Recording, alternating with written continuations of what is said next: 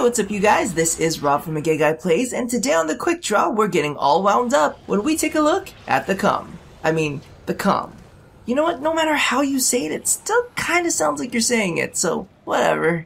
So the Kohm is a Grineer-themed shotgun, kind of? It winds up like a minigun and begins to double its bolt count until it reaches its maximum output. Now, while it isn't the first fully automatic shotgun we've seen, its mechanics are quite unique. At first glance, it seems to give you a bit of control over ammo management. Short bursts can conserve ammo on lightweight targets, or you can let it spool up and blow your load on an entire squad. While the concept is interesting, the question here is exactly how well does this quick Climaxer perform? So you can pick up the Kohm's blueprints in the market for 20,000 credits. Just be aware that it costs Oxium, Cryotic, and Argon to craft. If you're in the need for mastery and are too busy grinding out standing to deal with all of that, you can always pick it up pre-built along with a weapon slot and a catalyst for 150 plat.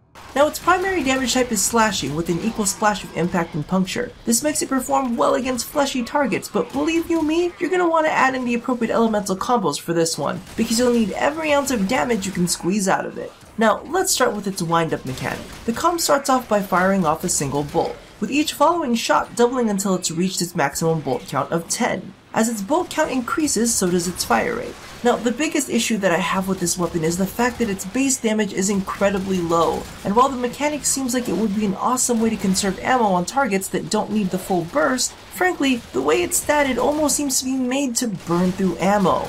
At its max bolt count of 10, the Kohm will do 150 damage per burst. Now, the Sobek does the same amount of damage but only uses 4 pellets to do so. In addition, the Kohm's increased fire rate makes it much easier to overshoot and burn through even more ammo. Not to mention the fact that this has the second worst accuracy of all shotguns. In fact, this places lower on the accuracy scale than all of the Broncos. And I'm not even done yet. In addition to all of that wonderfulness, it's also a projectile-based weapon with a fairly strong arc in its flight path. Now, much like the Dragoon, its bolts will scatter when it hits terrain, potentially dealing damage to surrounding enemies. But let's be honest, it's highly unreliable. Now, there's nothing that highlights the Kohm's ammo issue more than the fact that even with an astonishingly large magazine of 245, which is larger than most shotgun ammo pools, and massive max capacity of 960, that it can still constantly be out of ammo. The reality of it is that its ammo economy can't keep up with its poor ammo efficiency. Once you drain through your reserves, it's a struggle to build it back up again. Not even a max ammo mutation mod has been able to keep me fully fueled through most mid to late game missions. Now, speaking of struggles, can we talk?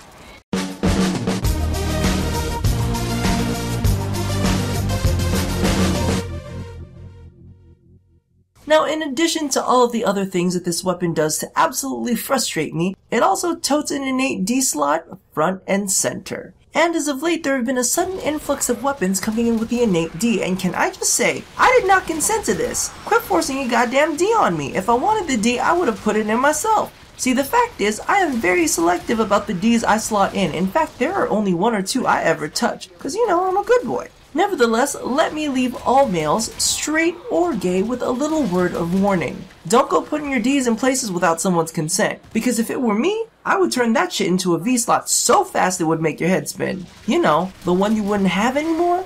Now that I got that off my chest, let's get back to the quick draw. So all in all, if you couldn't already tell, I am definitely not a fan of the Kohm.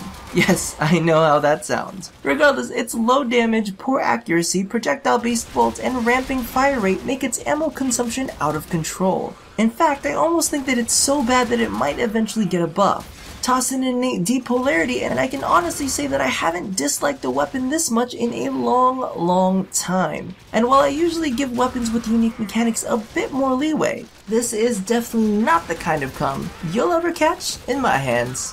So thank you all for watching another episode of The Quick Draw for 2 weapons that I am much more fond of. Check out the episodes that I did on the Sancti Castana and the Cynoid Gamma Core. Now, don't forget to do the thing that I asked you to do at the end of every one of these, and as always, stay tuned for far less depressing Kohm shots here at A Gay Guy Plays.